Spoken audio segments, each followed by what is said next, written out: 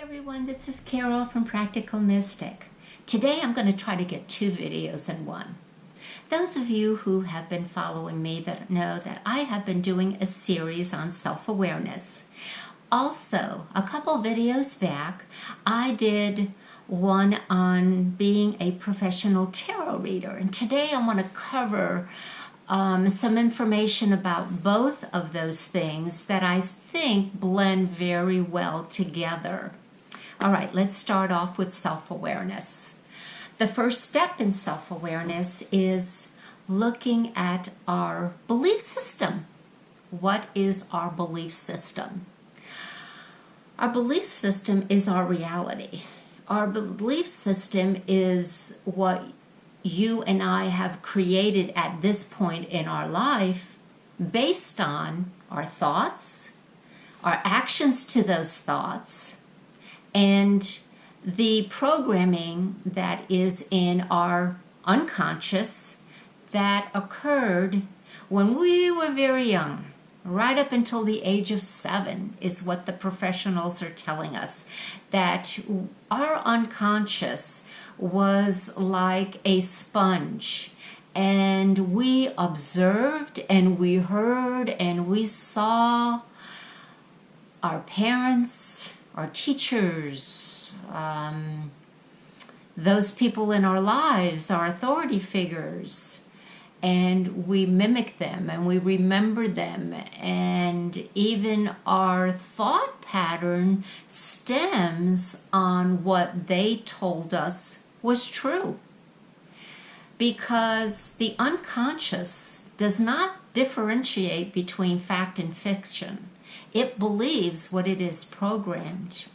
So there comes a time in our life that we step back and we kind of look at our belief system, our unconscious programming.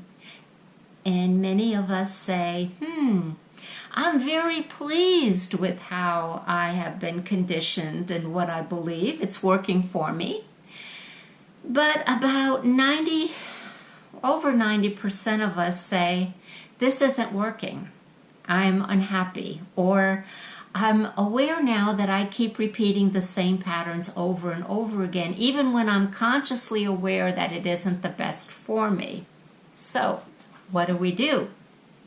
Well, the first thing we have to recognize is that we are creatures of habit, and that we tend to construct in our life what is familiar, what we know, because anything outside of that is quite uncomfortable. We're out of our comfort zone. And if you look at the word familiar, we have the word family. And what the family showed us as normal, we tend to stay with, or it like attracts like. We seem to be drawn to the same people who have that same belief system, and if it is dysfunctional, unfortunately, then we repeat the same unhealthy practices, and we may read books on self-help, self-awareness, go to seminars, but we come right back to self. Why is that? Because we have limited beliefs. There's a default system, and that's what I want to talk about today. Okay, so how do we rewrite? How do we get to that subconscious programming? Well, we know today that we can use subliminal messages and listen to tapes when we are sleeping.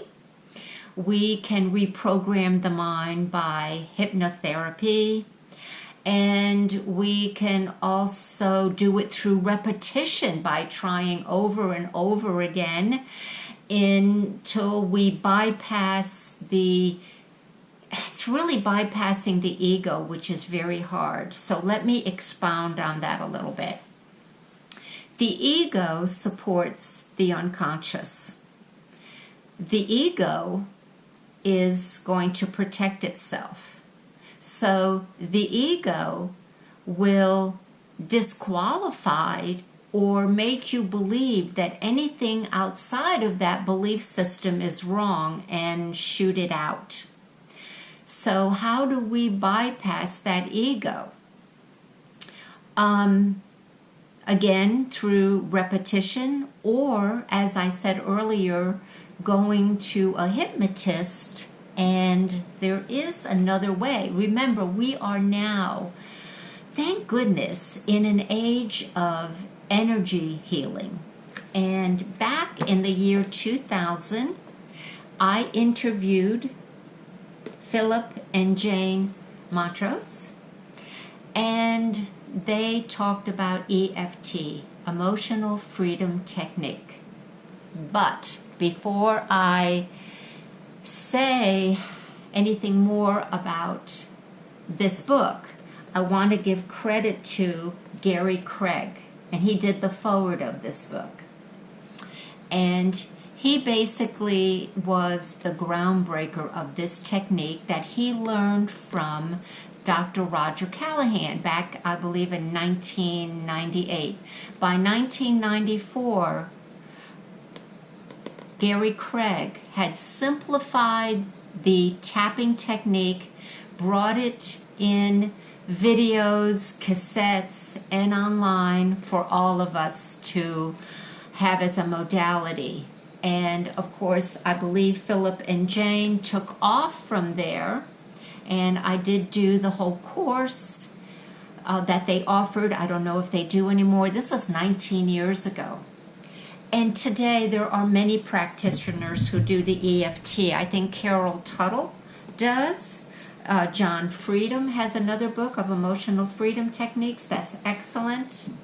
And then Gloria Aronson, she has 5 simple steps.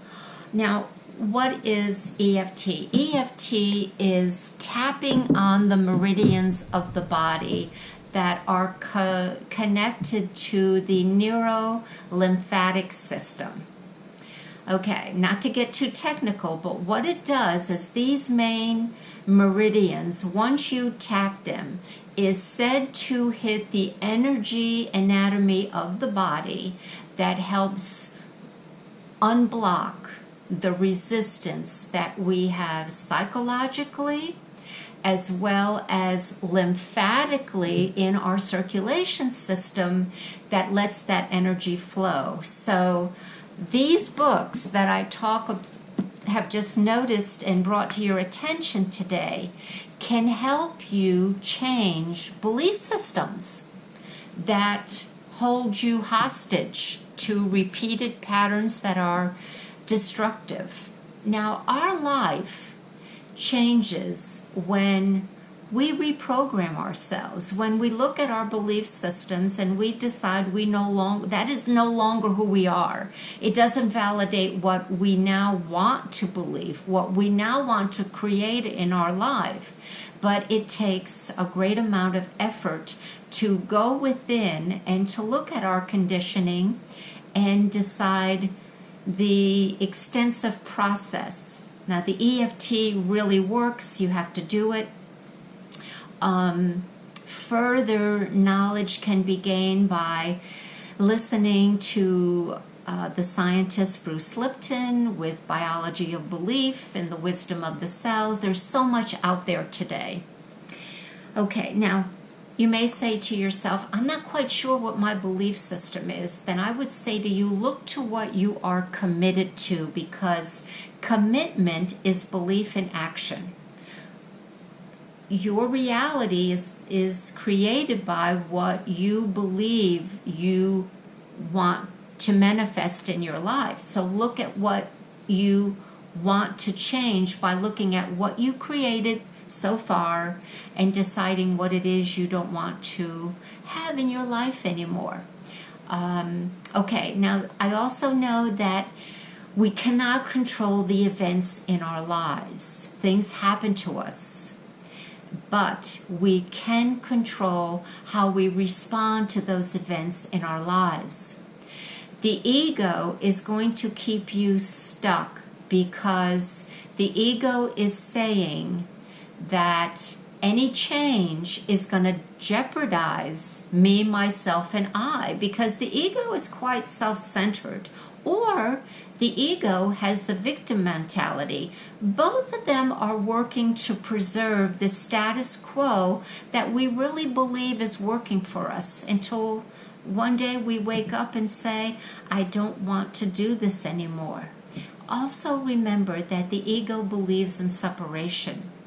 And the ego is telling you that it's me against the world, where the higher self, the higher road, the self-actualized individual tells you, no, we are all connected. And I know that, or you know that, by looking within and understanding that there is an action and reaction to everything that we do. So, how does this all blend in with being a professional tarot reader? And I wanted to cover some points here. Being a professional tarot reader, of course, has many objectives. Number one, we all know you have to understand the tarot. You have to have a knowledge of what it represents, how to interpret the cards, know what the cards mean. We also have to have our own, let's say, way of feeling comfortable about being a tarot reader. Our mannerism, the spreads we want to use, how we want to have a rapport with our client.